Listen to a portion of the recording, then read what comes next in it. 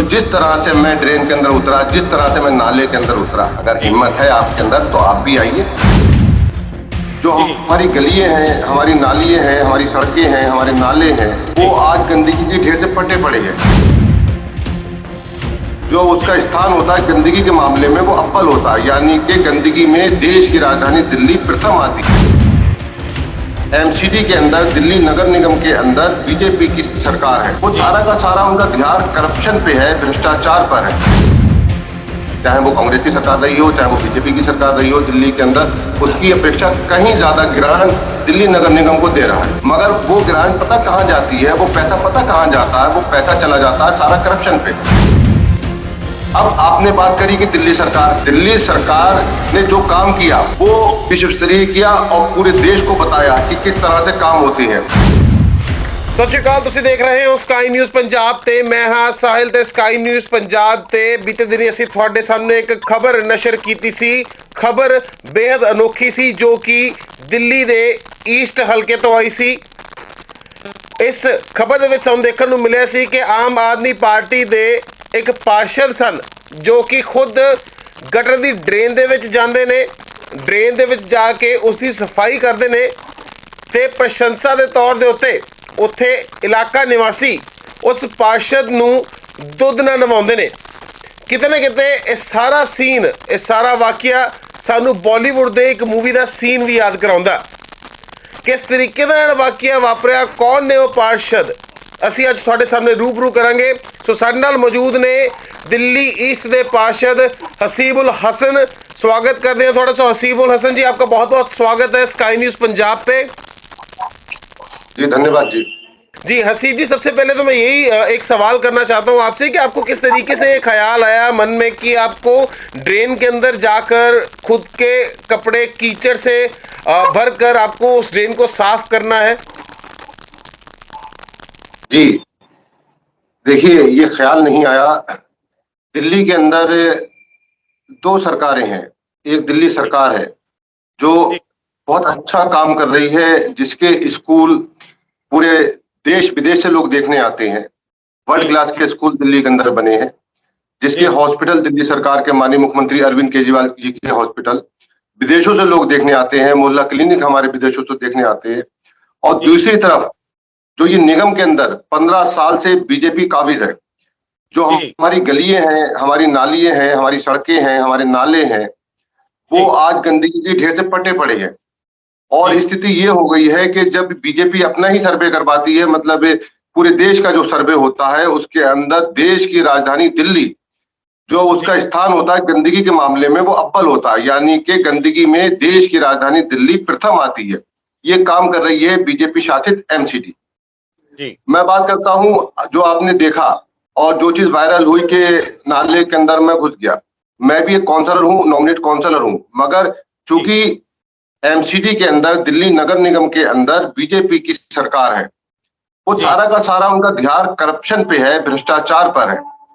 दिल्ली के अंदर आज हालात ये हो गए हैं कि अगर कोई व्यक्ति अपना 25 गज का या 50 गज का मकान बनाता है तो उससे रिश्वत लेने के लिए एमसीडी के लोग आ जाते हैं। और अगर वही उसके घर के सामने कूड़ा पड़ा होता है, उसकी नालियां ओवरफ्लो होती हैं, गंदगी के ढेर लगे होते हैं, मगर कोई भी अधिकारी या कर्मचारी वो सफाई करने के लिए नहीं आता। ये काम कर रही है दिल्ली नगर निगम में बीजेपी की एमसीडी। इसलिए मुझे उस नाले के अंदर उतरना पड़ा। अब नाला आप बात कर रहे हैं कि दिल्ली के अंदर बीजेपी शासित एमसीडी है, बीजेपी के काउंसलर्स हैं, बीजेपी के पार्षद हैं, आप भी आम आदमी पार्टी के नॉमिनेटेड पार्षद रहे हैं, पर अगर बात की जाए कहीं ना कहीं सरकार तो दिल्ली में आम आदमी पार्टी की है।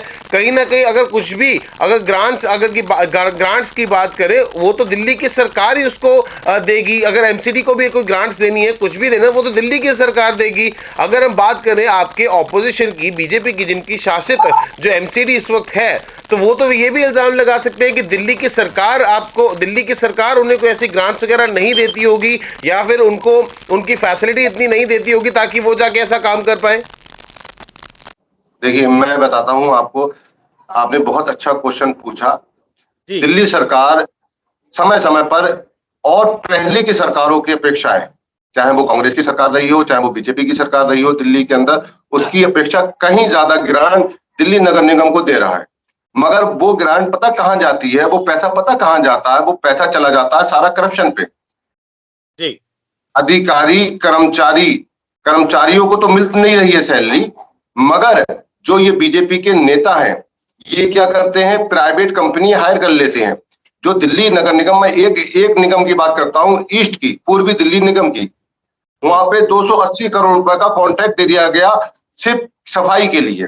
और सफाई का ये हाल है, आपने जो वीडियो देखी होगी, मेरे आसपास 100 ट्रक कूड़ा, मेरे राइट हैंड पे 100 ट्रक कूड़ा पड़ा हुआ, लेफ्ट हैंड पे 100 ट्रक कूड़ा, और जिस नाले के अंदर मैं घुसा हुआ था उसके अंदर भी हजारों ट्रक कूड़ा पड़ा हुआ। यानी कि 280 करोड़ रुपए तो उस एजेंसी को दे दिए गए सिर्फ सफाई करवाने के लिए। सफाई कहां हो रही कुछ नहीं पता। हाँ, ये कॉन्ट्रैक्ट इसलिए प्राइवेट एजेंसी को दिए जाते हैं कि उसमें कमीशन खोरी हो। अब आपने बात करी कि दिल्ली सरकार ने जो काम किया वो विश्व स्तरीय किया और पूरे देश को बताया कि किस तरह से काम होते हैं। जब दिल्ली सरकार बनी तो दिल्ली का बजट 30,000 करोड़ था, यानी कि दिल्ली की जो आय थी वो 30,000 करोड़ थी और उससे भी कम थी।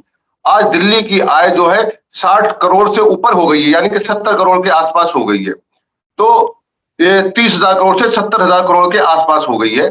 तो ये क्या है, एक ईमानदार सरकार थी, ईमानदारी से काम किया, और ईमानदारी से काम करने के बावजूद देखिए जो उसका राजकोष था, जो उसका दिल्ली के अंदर जो टैक्स आने का था वो 30,000 करोड़ से बढ़कर 70,000 करोड़ हो गया। यही एमसीडी है। आपने बात बहुत अच्छी पूछी, मैं पूरी पंजाब की जनता को बताना चाहता हूं कि देखिए दिल्ली सरकार सिर्फ जीएसटी लेती है, दिल्ली सरकार सिर्फ जीएसटी लेती है। एमसीडी क्या क्या लेती है दिल्ली के अंदर, मैं बता देता हूं। दिल्ली नगर निगम जो बीजेपी का निगम है वो क्या क्या लेता है, जितने भी बाहर से गाड़ी आती हैं, कमर्शियल गाड़ी आती हैं, उनका टोल जो होता है वो एमसीडी लेती है, यानी कि बीजेपी का निगम लेता है। हाउस टैक्स बीजेपी का निगम लेता है। जो जितने भी हमारी शॉप्स हैं उनका ट्रेड लाइसेंस है वो बीजेपी लेता है, यानी कि बीजेपी का निगम लेता है। जो हमारी फैक्ट्री है उसका लाइसेंस है वो निगम लेता है। जो हमारी पार्किंग है दिल्ली के अंदर, जितनी भी पार्किंग चल रही है, चाहे वो कोई भी बना के दे, मगर उसकी वसूली जो है वो निगम लेता है। जो मार्केटें लगती हैं जिसकी तह बाजारी है वो भी निगम लेता है। मतलब मैं आपको बताता हूं कि जितने भी अधिकतर टैक्सेस हैं दिल्ली के अंदर, वो कम से कम 10 से 15% के टैक्सेस निगम लेता है, और उसके बाद में वो कहता है कि हमारे पास पैसा नहीं है। जबकि दिल्ली सरकार क्या लेती है, दिल्ली सरकार मात्र जीएसटी पर उसकी गवर्नमेंट चल रही है, और उसके बावजूद 30,000 करोड़ का बजट 70,000 करोड़ का हो जाता है। मैं एक एग्जाम्पल देता हूं कि एक दिल्ली के अंदर दिल्ली सरकार ने एक फ्लाईओवर बनाया जिसकी लागत थी लगभग 225 करोड़ रुपए। जब वो बन के तैयार हुआ तो उसकी लागत आई 225 करोड़ रुपए, यानी कि 50 करोड़ रुपए वहां से बचा लिए गए। एक एमसीडी बनाती है, यानी कि दिल्ली नगर निगम एक फ्लाईओवर बनाता है, रानी झांसी फ्लाईओवर। जब वो बनने के लिए तैयार होता है उसकी लागत आती है 150 करोड़, और जब वो बन के तैयार होता है तो वो जाता है 350 करोड़। यानी कि करप्शन अगर आप करोगे तो कहां से सरकार काम करेगी, कहां? तो ये सारा का सारा जो खेल है वो करप्शन का खेल है, और इसीलिए आम आदमी पार्टी हमेशा करप्शन के अगेंस्ट मुद्दे उठाती आई है। तो इसलिए पार्षद साहब यहाँ पे एक बात सामने ये आती है कि अगर हम बात करें ऐसे, अगर कोई ऐसी चीजें वायरल होती हैं, खास करके अगर जो आपके विरोधी होते हैं, राइट, वो ये चीज जरूर बोलते हैं कि शायद ये पब्लिसिटी स्टंट करने के लिए कुछ ऐसा किया गया हो। जिन लोगों ने आपको दूध से स्नान करवाया वो लोग भी शायद आपके अपने समर्थक हो, आपके अपने सपोर्टर्स हो। ये सिर्फ जितना भी ये सारा वाकया हुआ, वरना कौन जो है वो ड्रेन में जाकर, कीचड़ में जाकर उसकी सफाई करता है? कोई भी पार्षद, चाहे वो नॉमिनेटेड हो, जैसे आपने बोला आप भी नॉमिनेटेड पार्षद थे, चाहे वो आपके तो उनके लिए पब्लिसिटी स्टंट हो सकता है जिसकी वजह से ये सब चीजें की गई। एंड जिन्होंने आपको दूध से नहलाया वो सभी आप ही के समर्थक थे। देखिए मैं आपको बताता हूं, इस समय हमारे देश के गृह मंत्री, हमारे देश के प्रधानमंत्री किसी दलित के घर पे भोजन करने जाते हैं। अच्छी बात है, दलित के घर पे भोजन करने जा रहे हैं। मैं ये कहता हूं ये सफाई का मुद्दा भी वो झाड़ू लेकर सफाई करते हैं। झाड़ू लेकर सफाई कहां करते हैं? किसी पॉश इलाके के अंदर झाड़ू लेकर पहुंच जाते हैं, वहां थोड़ा सा कूड़ा डाल दिया जाता है और वो फिर प्रधानमंत्री जी और गृह मंत्री जी उस पर झाड़ू लगाते हैं, स्वच्छ भारत अभियान का हिस्सा बनते हैं। जी अगर वास्तव में सफाई करना है तो जिस तरह से मैं ड्रेन के अंदर उतरा, जिस तरह से मैं नाले के अंदर उतरा, अगर हिम्मत है आपके अंदर तो आप भी आइए, आप भी आइए। हमारे सफाई कर्मचारियों को भी प्रोत्साहन मिलेगा कि जब देश का प्रधानमंत्री नाले के अंदर उतर के या देश का गृह मंत्री नाले के अंदर उतर कर सफाई कर सकता है, तो फिर आप समझ ही सकते हैं कि स्वच्छता अभियान किस ओर जाएगा। फिर तो बहुत अच्छा इसमें होगा कदम। मगर ये कैसा स्वच्छता अभियान कि आपने 10 पत्ते डाल दिए, ठीक है, और उसके बाद में आप एक पॉश इलाके के अंदर आपने 10 पत्ते डाल के और थोड़ा सा कूड़ा डाल के आपने उसमें फोटो खिंचवा के और आपने डाल दी। ये कुछ सफाई अभियान थोड़ी होता है, ये स्वच्छता अभियान नहीं। जी, बहुत बहुत धन्यवाद। तो पब्लिकली मैं तो ये कहता हूँ, पब्लिकली स्टंट तो आप देखते ही रहते हैं, टीवी पे देखते हैं, चैनलों के माध्यम से देखते हैं कि कैसे गृह मंत्री जी आ गए हैं, पहले से पूरा का पूरा प्लांट होता है और उसके बाद में फिर प्रधानमंत्री जी भी झाड़ू लेके आते हैं, वो स्वच्छता अभियान का वो करते हैं, शंखानंद करते हैं।